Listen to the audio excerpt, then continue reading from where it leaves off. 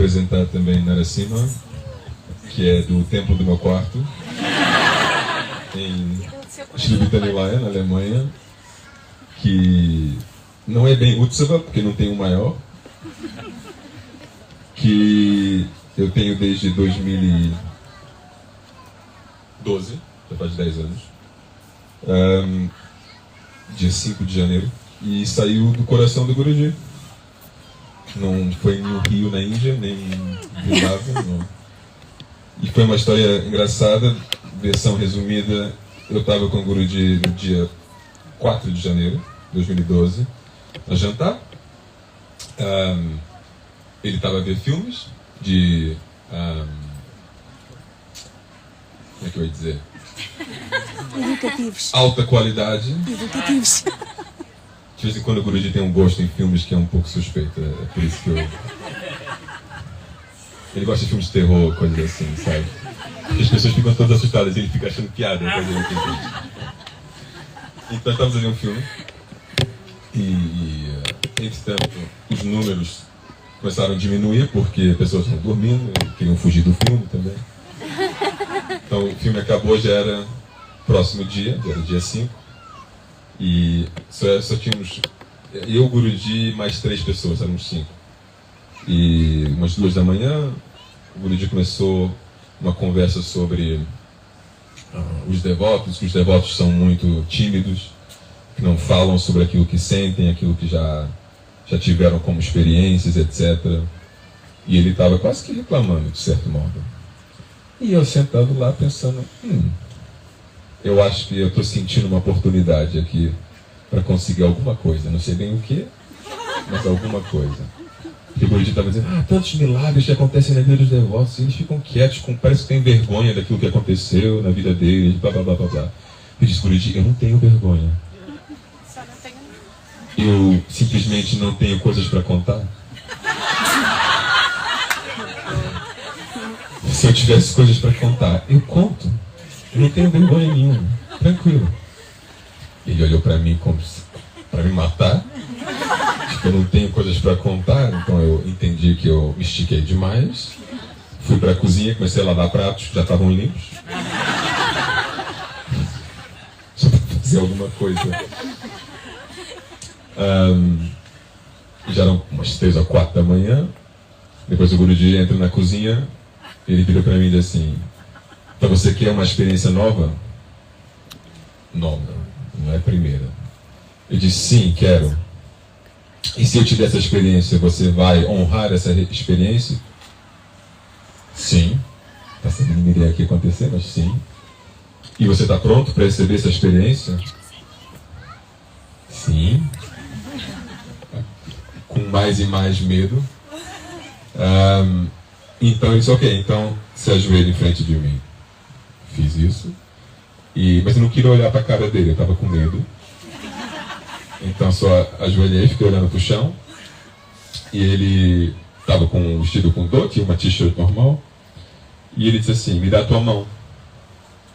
Assim que ele disse isso, eu pensei, o que eu fui fazer?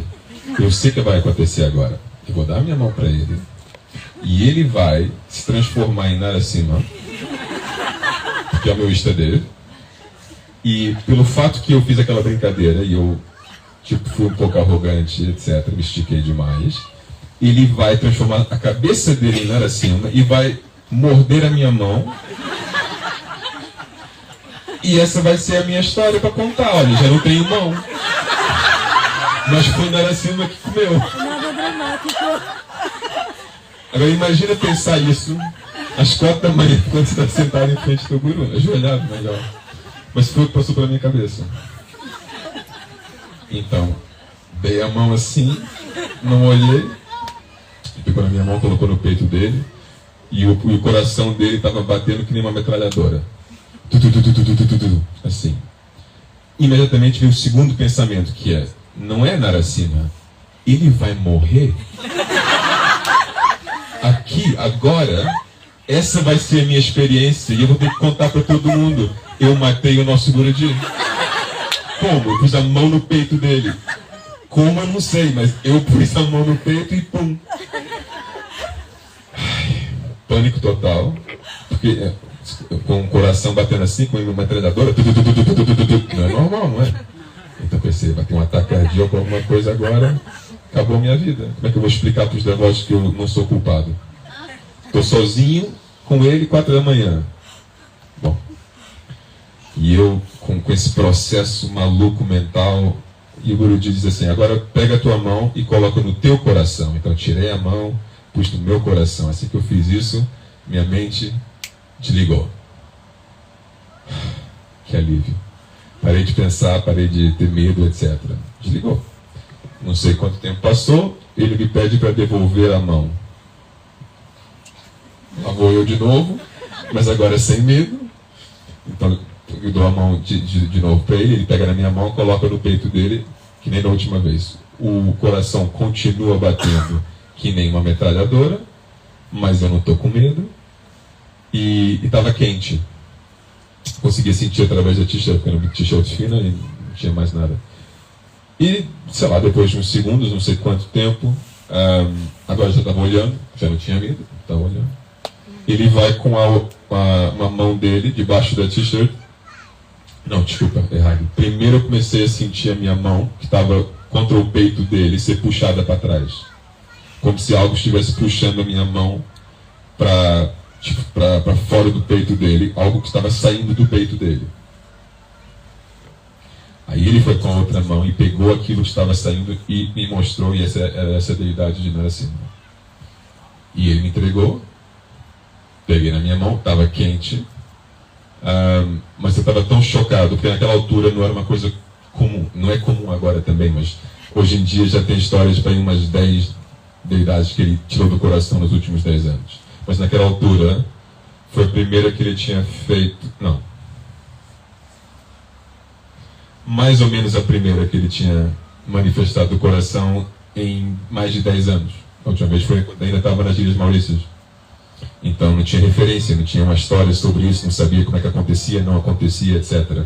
Então eu fiquei com aquela deidade na mão e eu fiquei paralisado, só chocado que isso tinha acontecido, que uma estátua de metal saiu do peito do meu guru e que estava agora na minha mão e estava quente. E não sei quanto tempo passei assim, e ele comenta, esse é o problema com vocês gostam mais das estátuas do que a coisa verdadeira. E eu, não era bem isso, por dia eu estava mais surpreso, mas ok. Estátua no chão, eu me ajoelho em frente dele, me curvo em frente dele, toco os pés dele, agradeço. E final da história, então, Narasimha está aí, é do templo do meu quarto.